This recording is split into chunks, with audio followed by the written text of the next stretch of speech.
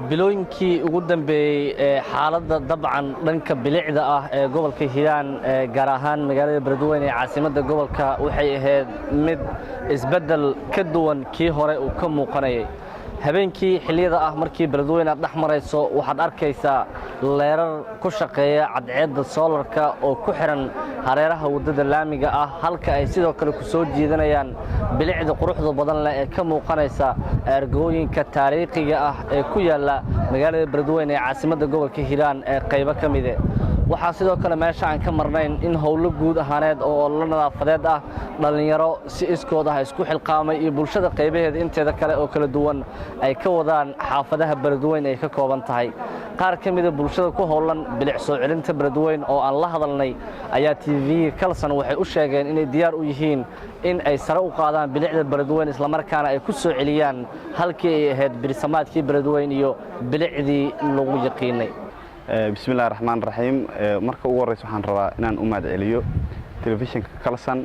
wakiil wareedkiisa gobolka Hiiraan Maxamed Ibraahim Siyaad oo runtii ah shakhsi mar walba ka qayb qaata horumarinta iyo bilic soo celinta magaalada Beledweyne muddooyinka ugu dambeeyay anaga oo ah ururka midnimada Hiiraan waxaan wadnay inaan ka shaqeyno bilic soo celinta iyo nooleynta goobaha taariikhiga magaalada Beledweyne ku yaala runtii Beledweyne waxay ka mid tahay meelaha taariikh ee gobolada ugu waaweyn Soomaaliya waxaana ku yaala goobo badan oo aad u qurxan laakiin muddooyinka ugu dambeeyay aan hel dib u dayactir anaga wakiilka ururka midnimada Hiiraan waxaan muddooyinka ugu dambeeyay sameeynay inaan soo celino goobaha taariikhiga Beledweyne sida argooyinka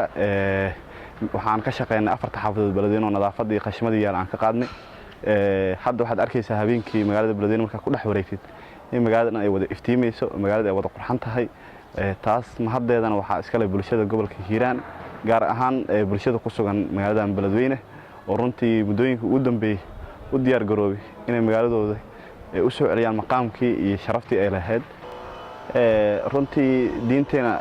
waxay dhigaysaa nadaafatu min nisfil iimaan nadaafadu waa iimaanka barkiis marka wax walba oo nadaafad darre waxay wakiil uu ka saaran yahay qof walba oo muwaadin ah oo gobolka ku sugan ama degmada Beledweyne ku sugan cid gaar ah si gaar mas'uuliyad ugu saarna ama maamul ha ahaato ama shacab ha ahaato ama ganacsato ha ahaato qof walba oo magaalada ku sugan waajib ay ka saaran tahay in nadaafadda ay ka shaqeeyaan haddii maanta qodax yar ee jidka taalo dadku macnaha laga marraba inay dhahaan ma ka qaadnaa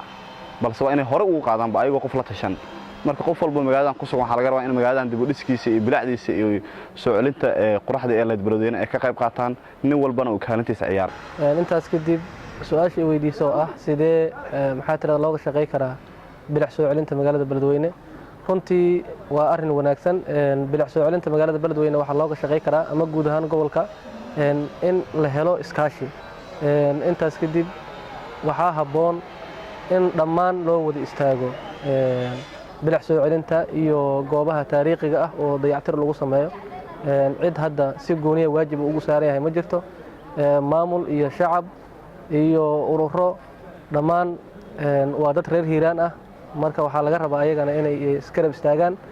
si wada jir ay wax wada qabtaan وما سنتهاي تلفزيون كلسن تي في وانا مدعلينا مركه هore runtii su'aashan weydiisay waa su'aal macquula hadda markii la fiiriyo nadaafadda afarta xaafadood ee magaalada Beledweyne wax badan ayaa laga qabtay ma sha Allah goobihi taariikhiga oo kale sida buundooyinka oo kale argooyinka oo kale wax badan baa laga bedelay waa la nadiifiyay waa la riinjiyay qurux baa laga dhigay bilic baa laga soo saaray ma sha Allah marka wax badan in laga bedelayaan macnaha noo muuqata hadda in shaqooyinka meelihii hore taariikhiga ee gobolka